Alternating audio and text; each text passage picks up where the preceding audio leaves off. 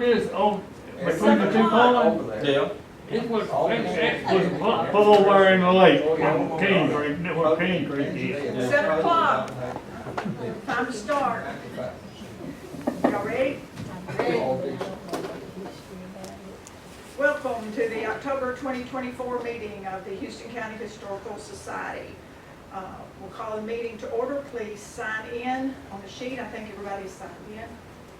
Melissa has the sheet now. Please silence your phone. We will do the pledge. Melissa, will you lead us in pledge, please? Allegiance to the flag of the United States of America and to the republic for which it stands, one nation, under God, indivisible, with liberty and justice for all.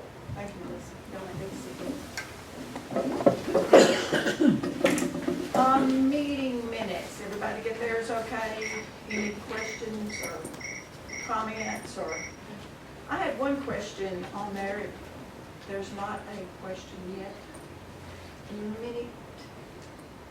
Well, actually, it's not in the, it's kind of in the meeting minutes, but it's in the treasurer's report. So it says that our income was $$41.54. Is that just $2 signs, or does one of the dollar signs need to be a number? And I don't have it with me to tell you. I can Okay. check it and let you know. Okay, that'd be great. Thank you for bringing that I mean, I can tell you, we have, I don't know, where it shows the balances, if you go further down, it shows the balances, those are correct. I didn't look at the top. Okay, it's on the second line of the treasurer's report. Yeah, I just had this one. Okay, it could be a typo, and it could be, you know, it'd be nice if it was a number instead of a. I'll up. look I think at it. it's not a number. Okay, I It's think the that's $2. probably the $2. Oh, that was in, oh, yeah. Yeah, okay. Is there a motion to approve the minutes with this correction? Second. All opposed, or vote for it, or carry it? Minutes approved with the correction.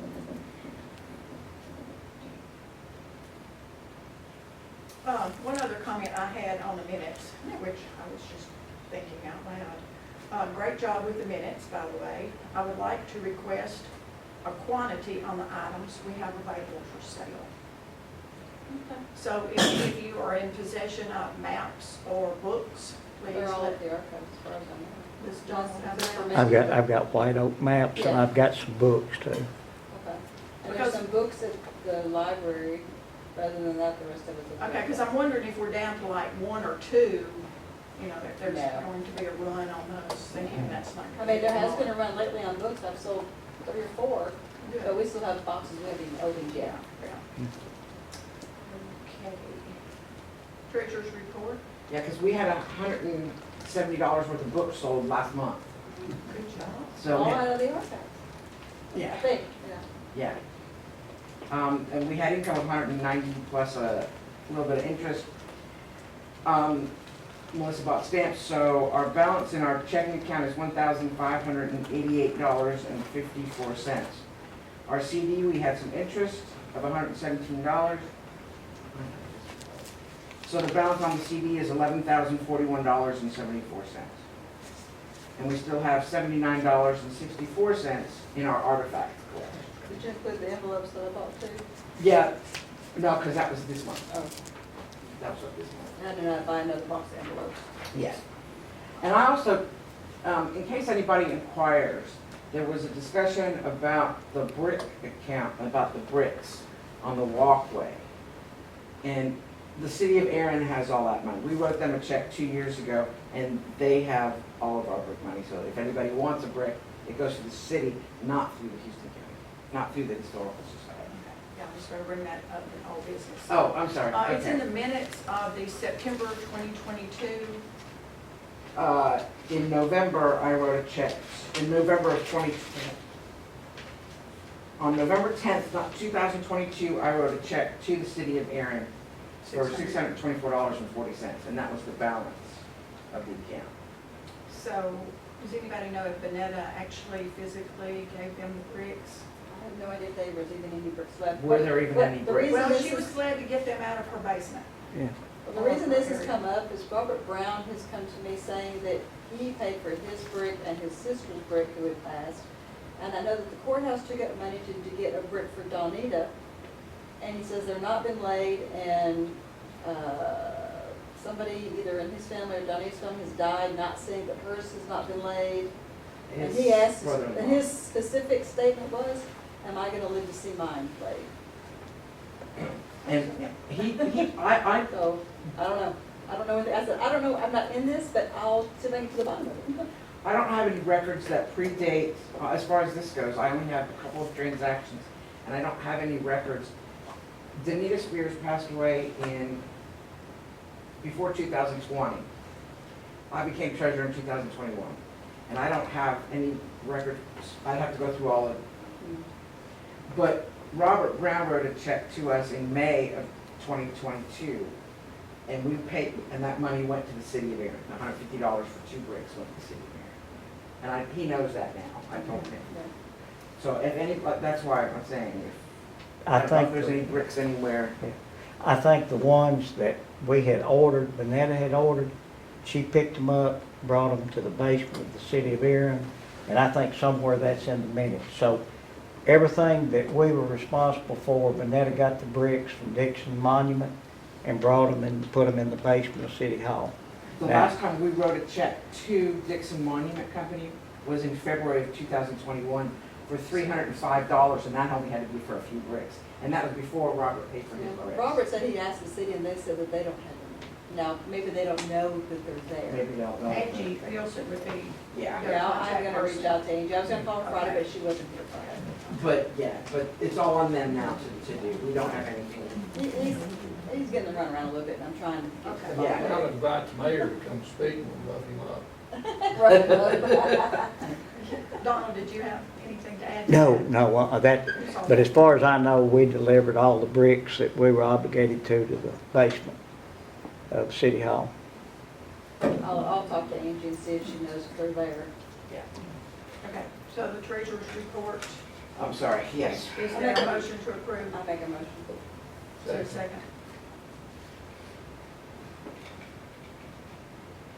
Is there- okay. Second. Oh, Sorry, I you missed it, Dan seconded. I missed it, but you just nodded, okay. Any other old business y'all want to discuss? New business. I was going to ask Jackie and another person to be on the nominating committee for 2025. And, Jackie, is that okay? Sure. Okay. Any other new business y'all want to discuss? Okay. Thank you all for coming. Melissa will start with her archives and go directly into our program, and we will all pick up from there.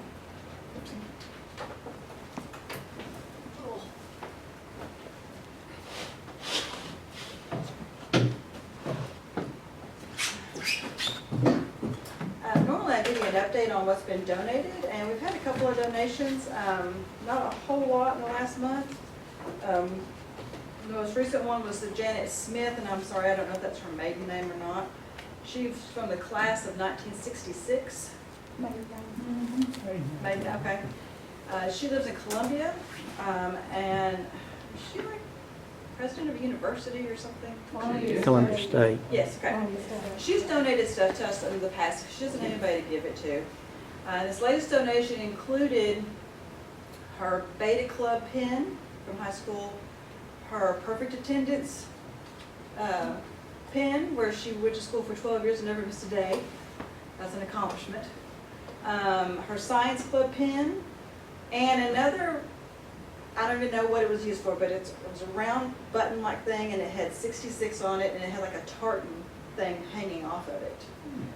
So I don't know what that was used for. So that was one of our latest donations. Basketball. Basketball? Maybe. Well, that was the year she She played graduated, was basketball. 66. So, I don't know.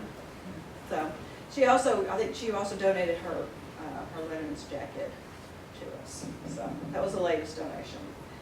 But recently, and I say recently, within the last week, and I've been doing this periodically over the last 13 years since we've been in the archives, I have been scouring newspapers, especially the Nashville newspapers, for any news of Houston County.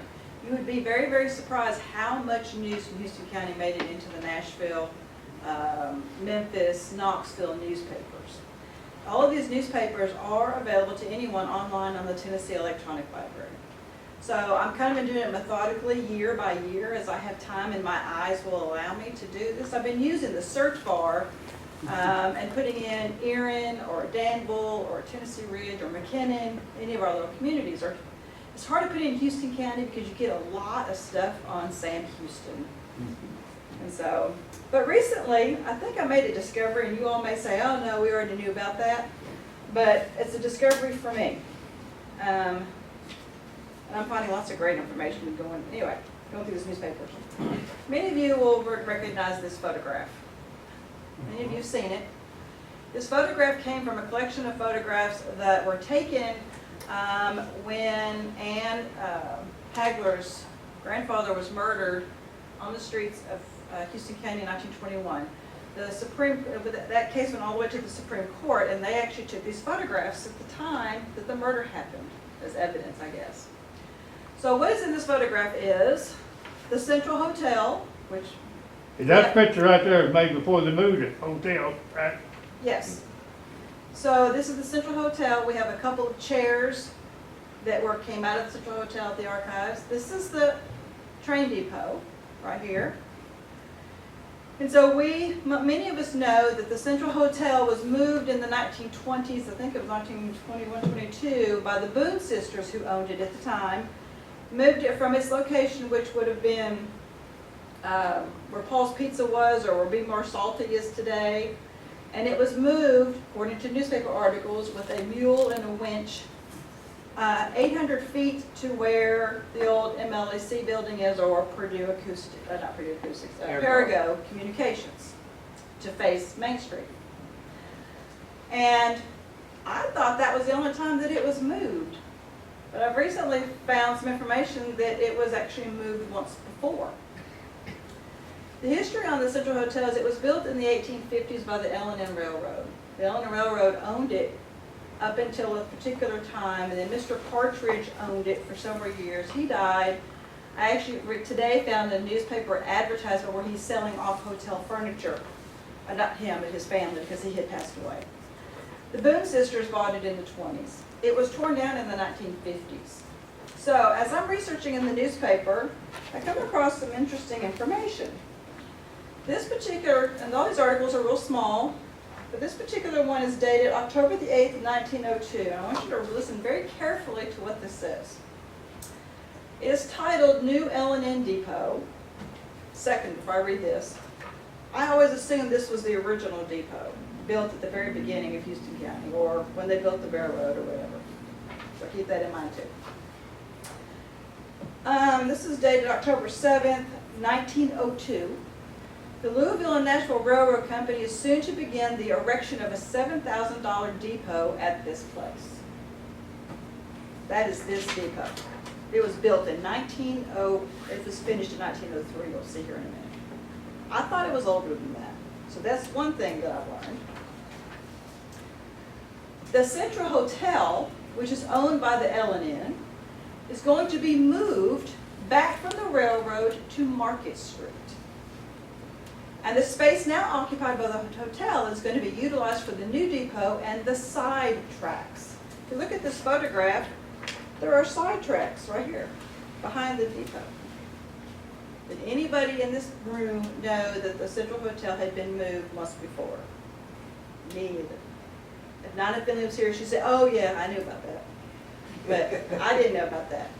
So I'm still looking in the newspaper. I go to another one. This was dated November 28, 1902. It's titled New Depot for Erin. The Louisville and Nashville Railroad has begun work on the new depot here. It is to be built where the Central Hotel now stands, and the hotel will be moved back to Market Street. Leah mentioned today, I didn't know that was Market Street. That's not Market Street today. Well, back then, if you ever look at a map of Erin, we have a lot of street names back then that we don't have today. They were all changed. So the last one I have is dated April the 7th, 1903. and it's titled New Depot in Erin.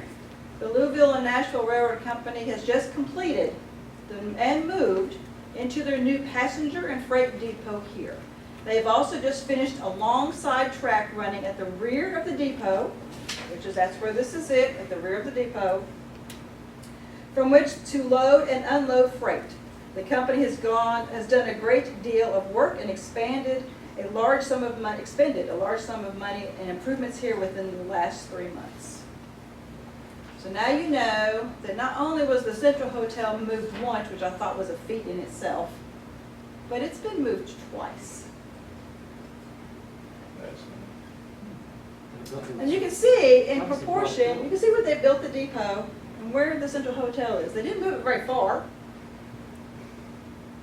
The second time it was moved in the 1920s, there's a newspaper article talking about the move, and it even mentions, it makes a comment, it says, and those eating lunch in the hotel reported they didn't feel a thing when they moved the hotel. So the more you do research, the more questions and information you find. So now I'm on the search for, well, where was the original depot and what did it look like? Because I always assumed this was it. I think everybody else did too. So there must have been another depot, and where was it located? So I'm up to 1903 right now, but yeah, I found stories. We had some famous people here in 1901. Dan Martin actually had contacted me about, there's a field near his house that he believes was a baseball field. So he helped me, I found a photograph for him that he believes is of the field. And as I'm going through 1900, 1901, 1902, there was an amateur baseball team, which probably many of you knew about, here in Houston County. They were called the Shamrocks, was the name of their team. In 1901, they won the state championships. Because the Nashville newspapers reported on all of this amateur baseball. I mean, every game. I could document and tell you every game that the Shamrocks played and who they played it with and what the score was. There was even a controversial game where the umpire actually sent a letter to the editor saying, I was the umpire and this is what happened. Back in 1901.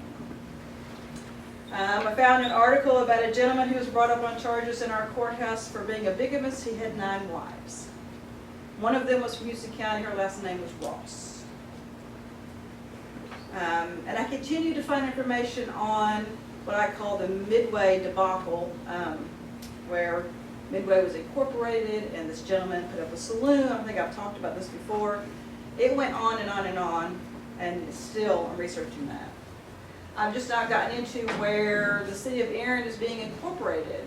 The city of Erin was incorporated. Somehow they either gave it up or lost their incorporation. That's what helped Mr. Madden to get Midway incorporated and put his saloon up. Because there was laws back then about having saloons. You had to be, there was the 4-mile law in place, and you had to be an incorporated city. So right now I'm reading articles where Erin is trying to get their corporation. They just had an election in 1902 where the people of Houston, our city of Erin, voted to incorporate the city of Erin. So newspapers are very interesting. If you get the chance or are able, you should get on the Tennessee Electronic Library and go to some of these newspapers and just put in Erin and put in your surnames. And it's the actual newspaper, the actual digitized newspaper. And so I'm finding all kinds of, I've been able to document another United States colored troop from Houston County, a gentleman. I found his obituary, and I thought, I wonder with his age, because he died in like 1901, and I thought, I wonder, and sure enough, he was part of the U.S. colored troops. So that means I'll have 5 that I've documented so far. So, great information. Yes? Do you know where the old Houston County High School had their baseball diamond? I know that's close to Dan's. Do you think that might have been? I think that was it. That would have been. But there was the high school team, and then there was an amateur baseball team. They were Right. separate. Yeah. I just didn't know how many baseball fields there were. Yeah. And well, there's also a baseball field in Stewart, and there was one in Danville. And they all had teams, separate teams. Because Erin, Yellow Creek had them. yes, and Yellow Creek had a team. And they would play each other too. This is all in the newspapers as well. You can read about it. But interesting stuff. That's what I've been digging on. But what I brought for show and tell is this book. I just grabbed it out of the vault from Houston County. It is the County Court Clerk's license record from 1887 to 1921. It's privilege license. Essentially, it's business license. And so these are people who had to get a privilege license, which means it gave them the privilege to operate whatever business they wanted to operate. Sorry to say it's not indexed and it's not in alphabetical order. But when you read through here, many of it's merchandise, it's listed as merchandise. This one says family grocery, goods and hardware, but then you keep looking, one says eating house. So I don't know if that is like a boarding house or if that's a restaurant, but eating house. There's the photographers. We've had several photographers in Houston County. One was paying for a pool table, to operate a pool table. I guess he was going to be making money at it. And this is a potable water engine is in here. A peddler, there's lots of peddlers. Pool tables, lots of pool tables. And then there's a whole list on this one page of running a 2-horse wagon. So maybe they conducted business doing that. I don't know if it's in this book or another. Oh, there's some people in here that just says show. S-H-O-W, like maybe they came in and did a show, so they had to buy a business license. That makes you wonder, well, what kind of show? Because they're not names from here. Could that have been the ones you told me about? They used to have boats that would come in at the lake. Or was that the wrong time period? That's about the right time period, yeah. Did they have In time? Danville, in the late 1880s, 1890s, I have newspaper articles talking about the showboats that would come down the river, because we didn't have Kentucky Lake yet, hadn't been flooded. And the showboats would stop in Danville, and they would go to the Outlaw Hotel, perform their shows for a couple of weeks, get back on the boat, and go down to the next city. And speaking of the Outlaw Hotel, Mr. Outlaw was listed in here as getting his license to operate his hotel. And so livery stables, of course, then I want to know, well, where was the livery stables? Where were these, things and places? Oh, this one, lightning rod agent. It was very important to have a lightning rod back then. But yeah, lightning rod agent. But you're welcome to look at it. The book is actually in fairly good condition. But like I said, I've been able to document our photographers, our local photographers. E.E. Collison, of course, is one of the more famous ones that we have around here. But there were several others. And so I'll put the book over here, and you'll be glad to look at it. Maybe you'll find your family's name. Like I said, it's not indexed, it's not alphabetical, but maybe something you'll find. So, thank you.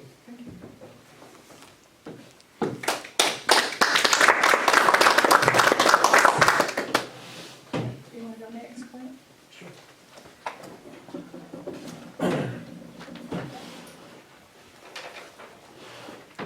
Everyone knows that TVA is building a new natural gas plant down in Cumberland City. And back in June, Mark Schmidt asked me if I was interested in a barn. And everybody's ever seen the barn. It's where going to the Hollister house right off Buckeye Road in the corner of that barn that's real close to the pavement. The TVA wanted the barn taken down. It was limiting the view of the traffic, so they bought the barn from Mark, and he didn't want to burn it down because this was the barn that housed the draft animals for the Byron Forge and Furnace.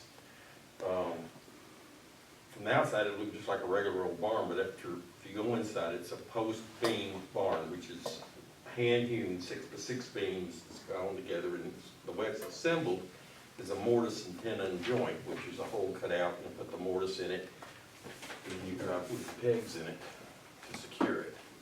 I don't know how old the barn is, but it was in operation in 1842. That's what the Byron Furnace was.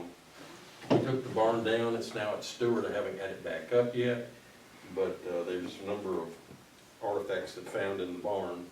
Of course, there was a lot of, and I can't figure out why, in the bedding of a barn, would there be the slag from the blast furnace, but these were found in the barn. The animals, and Mark was one told me this, that he'd always, family had said it was a pony barn, so there were small animals and found a pony shoe.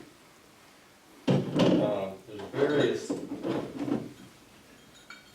spikes that, I think these were probably hinges, but the doors, these were the hinges that were used on the barn. What I find fascinating is to think that the ore was gathered close to there, smelted, made into pig iron. Pig iron was taken to the forge, refined further, and a blacksmith there made this hinge. And until I took it home, I doubt if it had ever been over 1,000 feet from where it was mined.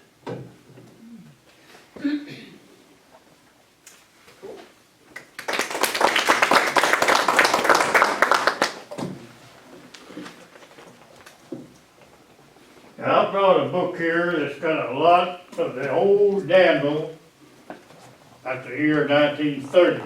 Some of the pictures in here, down at White Oak, the old iron bridge, it used to be called White Oak Creek down there, and a lot of other stuff. And this right here is a pistol, and it's not loaded. That come from Chicago. It's a long barrel Derringer. If I can get it out of the sock.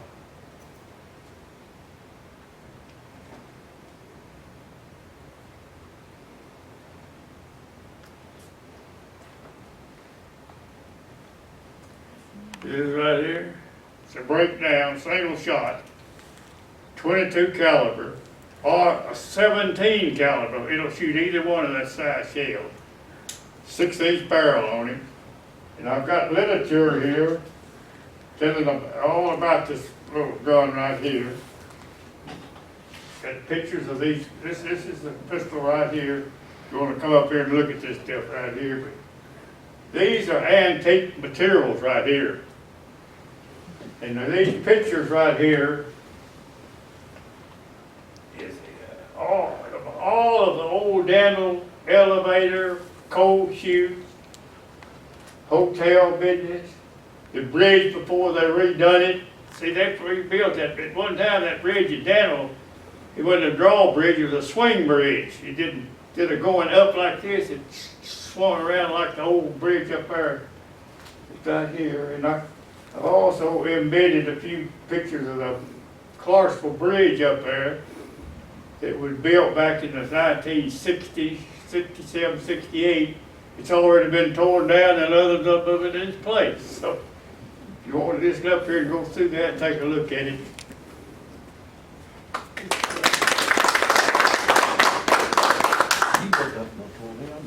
Huh?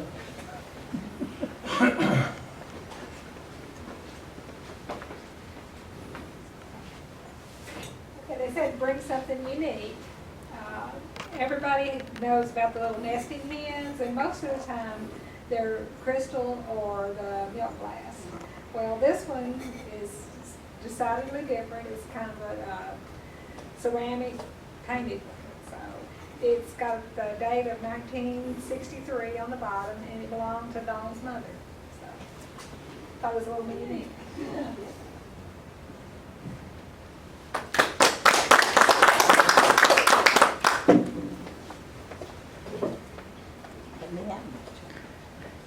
Kick 'em, kick 'em, kick 'em. Well, I have something. Miss Grace McDonald came in at Methodist Church one Sunday morning and she said, Linda, I have something that I want you to have. And I said, well, okay, that'll be fine. And she pulled out this little pin and she said, this was your grandmother's. And she came to the McDonald place. Miss Grace was just a young girl, and she gave it to her mother. And when her mother died, she said, well, I'm going to find somebody to give it to. And so she brought it and gave it to me. My grandmother's.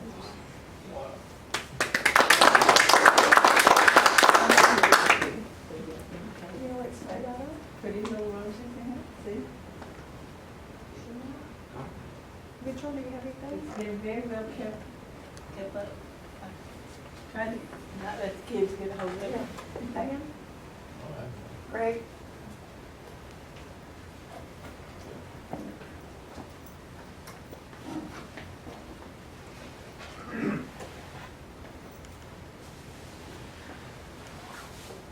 I have a couple of books here belonging to my great-grandfather, Amos Reynolds.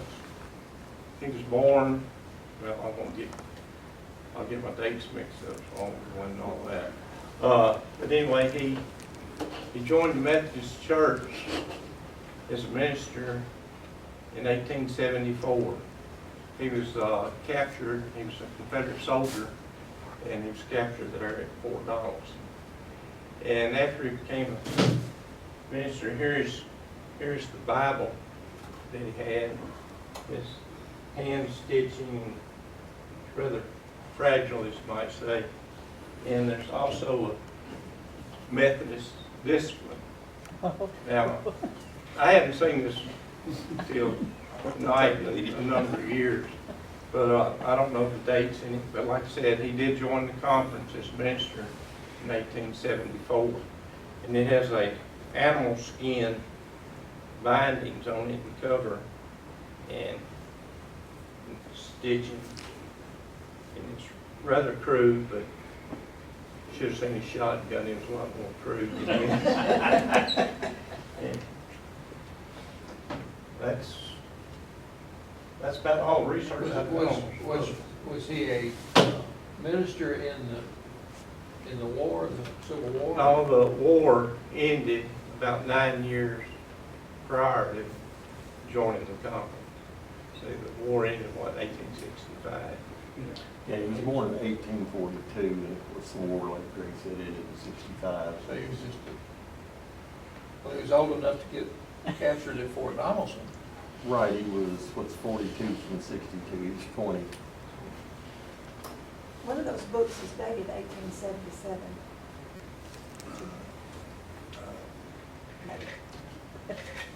And have, Booger, you want me to show them your Show likeness? it, show it. This is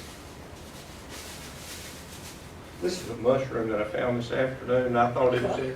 That's the largest one I'd ever seen before. That's a snuff ball. Well, I had some of, another one that was right next to it for supper tonight. It was a So devil's if war. I go into, So what kind Getting is there. it? What Did you ever kind eat is one of them? About an hour ago. the common words, I call it a puff I ball. don't That eat it, so I can thing- drive Donald up calls it It a could be a puff ball. Devil stuff. Devil snuff. Devil snuff. Anyone would like to I take it got home two and from up try in our it? yard right there, big around. You gonna eat them? It's like a No. parade. And my brother used to feed them, but once they get that powder stuff in them, you don't, as long as it's got that meaty look about it, you can eat it, but if it's got that snuff powder in it, don't mess with it.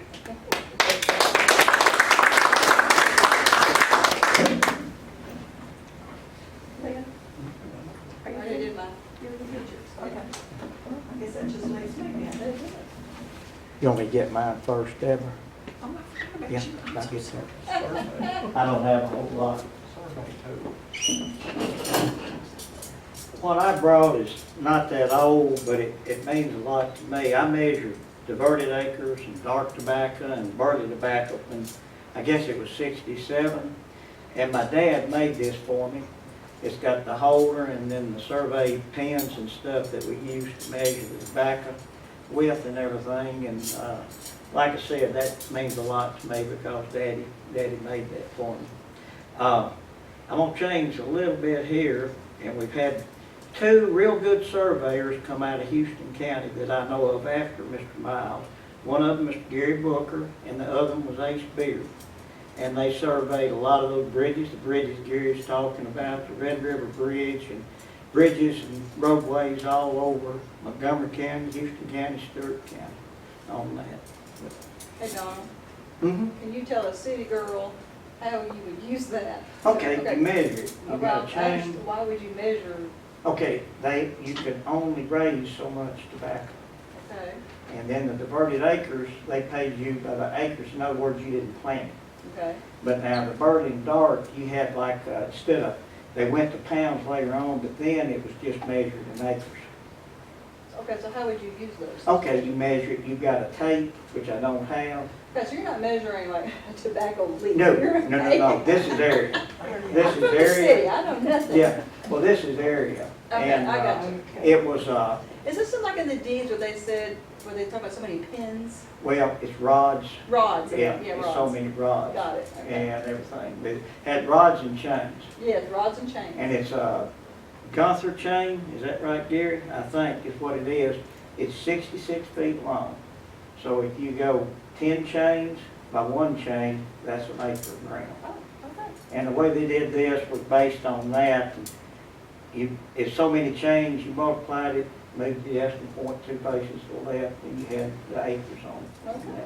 But you actually had a chain, which I don't have. I wish they did. Mm. But you would measure that, then you would put this in where the measurement came to, and then he would have these, and then you pick them up and keep up with how many chains you had. Okay. And then the last chain would be graduated into parts of the chain, like a hundredths Sure. on that with that, so. Okay. Donald, refresh my memory. Did every farm have, certain farms have they call it a tobacco base, is that right? Some people did, some didn't. In other words, I think it was based on what they raised, but now they probably started that, and I'm guessing, but I'm gonna say probably the 30s is when they started that. And it was based on what they had grown previously. And just like out there at the house, we had, I think it was like a quarter of an acre or 3/10 of an acre. But we had great uncles down in Stewart County that had 2 or 3 acres, and we would lease that from them. Then we had the Nolly Wright place up on Bateman Ranch. I think it had a ½ acre allotment on that. And the diverted acres would be, they paid them not to put row crops in. Well, you'll refresh my memory also, if somebody's raising tobacco, when you were doing the measuring, and I remember when you had the job, I didn't know what, Yeah. that's where you started your $1 million, started making millions. Yeah, I wish. But, We, but did they, if you came in and measured, did you measure it before it was planted, No. after it was no, planted? it was after it was planted. And if they had too much, they had to, Had to did you tear it stay there till down. they cut, chopped it down? Had to tear it down, go back out. So you would measure it, they didn't trust you to figure it. You could figure it and, have a pretty good idea, but you had to take your measurements back to you and Richardson's office, ASC office that was in town then. Did they get to pick what, when they made them chop down the one, if they grew too much, did they get to pick which area they get to cut it down? I'm assuming they did. That was, like I said, the higher ups took care of that. That was Somebody probably knows how not to good do that stuff. like you did, that'd be a good program in and of itself. Oh, yeah. I knew a guy up in Clarksville, had a tobacco base, and his base was so many feet, and when he put his tobacco out, instead of putting it in a straight row, he arched it, each row like this right here, where they couldn't get a good count on it. You had a short cording, Gary. That's right. Hey, Donald, during COVID, I was sitting home for 3 weeks because, we were shut down the courthouse, but I took home with me the check stubs on the county warrants. The very first was in 1871. And so it tells on the stubs what they were paying for and who they were paying it to and for what. And as you was talking about that in the chains, I can remember there were people getting paid for carrying the chains for surveying the county lines. And this actually came from England. I mean, the rods and the chains, Yeah. in other words, a rod is 16.5 feet, the chain is 66 feet. But that's, the Gunther was the guy that invented the chain in England, is where that came from. And if I'm not mistaken, I believe George Washington in his younger years was a chain carrier He for a was, surveyor. and a surveyor, I think, on that. Anything else? So I was thinking about it. Yes. Yeah. Not a very good one. Yeah. He got a lot, that's the reason Daniel Boone had to move pretty often, is because he was such a poor surveyor that he'd get them all messed up, so he'd have to pull up and go live somewhere else, so start all over. I've got you some allotment cards that's from Stewart County that I'm gonna bring you back, came from my great grandmother. Oh, okay, fantastic. Yeah, great. Anything else? That was interesting.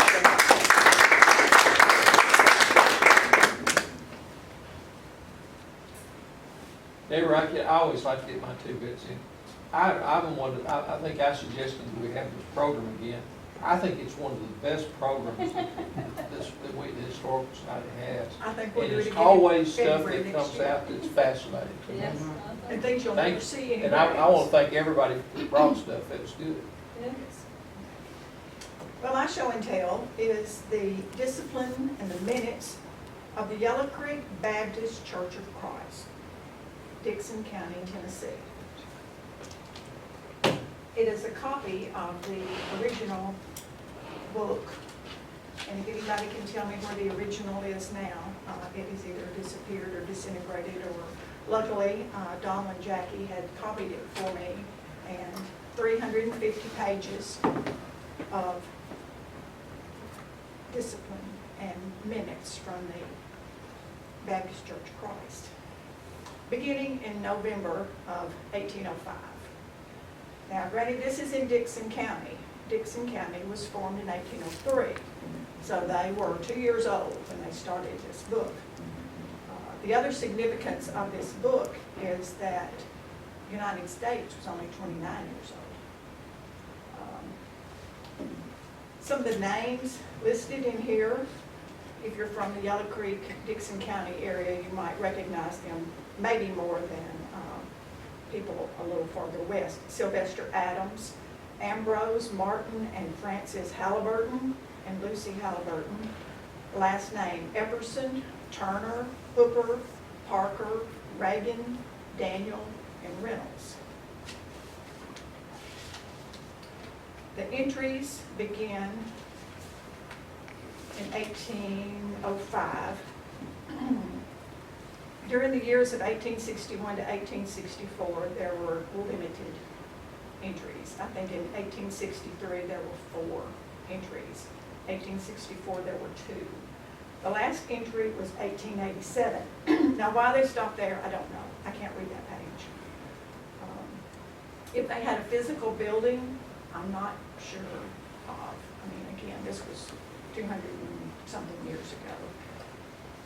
I was going to print the 1810 census for Dixon County, so I'm sure this is Yellow Creek, Ruskin area, because of the names, for one thing.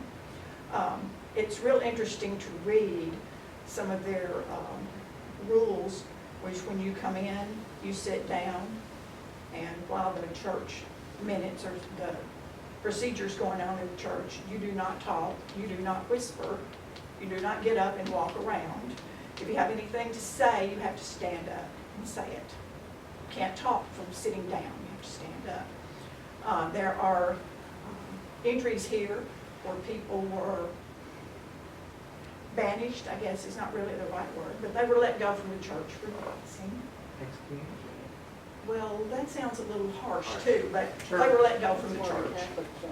Now you start about church, did you get church? I guess you could get churched, I guess that's the word. But you're welcome to look at it. Like I said, it's 350 pages. It's all in this plastic. The handwriting is cumbersome. If I took one day and did a page, it would take me a year to do it, but it would probably take me longer. But I think somebody mentioned that once you start working with it, you know, you see repetitions and you can recognize certain words. Once your eyes get used to it, because I can read, I probably can read, because I've been reading that stuff for so long now that I pick it up and I can just read it.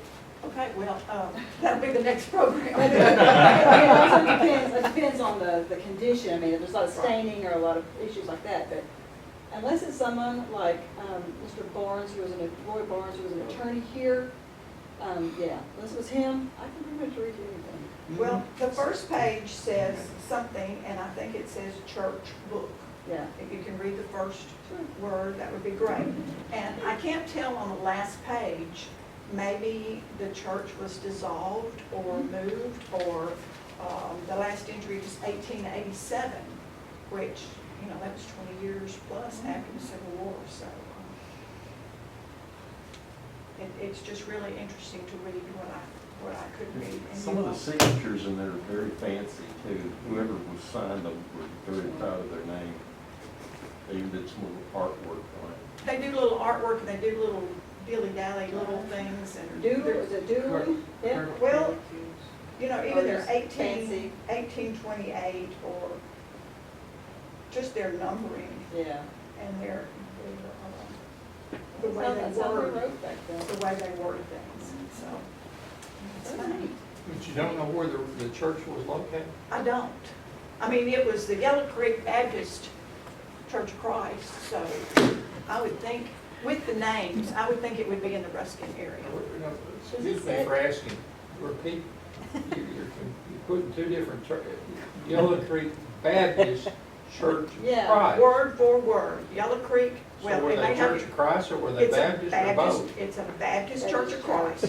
Well, I find don't think the Church of out. Christ That's was okay. a denomination that far back. I think Maybe they it's split only- off and I became thought I- Baptist Church of Christ. I thought she made making some, but The that's Church of it. Christ had not, I don't think the Church of Christ was a denomination that far back. Well, So I think they're saying they're the Baptist, but they're a Church of Christ. Yes, not Not Church a of Christ, denomination. not the denomination, they are a Church of Yeah, Christ. because the Church of Christ is, I mean, in the grand scheme of things, is a fairly recent denomination. I say recent, I mean like. And they're very different, the 50 years. Baptist and the Church of Christ are very different. Oh, So yes. for them to be Absolutely. together, I think they're just naming themselves a Church of Christ and not a, The church. the, right, a denomination. I just think how the history, we lose so much history, and that's the reason we're here today. But nobody knows where the church was. That's fascinating. well, if Melissa can read this, she might tell us where the church is I was gonna located. ask you if it says in there. In my limited looking at it, It might give you some clues well, it might. about, by someone, they might mention so-and-so's house nearby or something like that. I like that. That's it, that's great.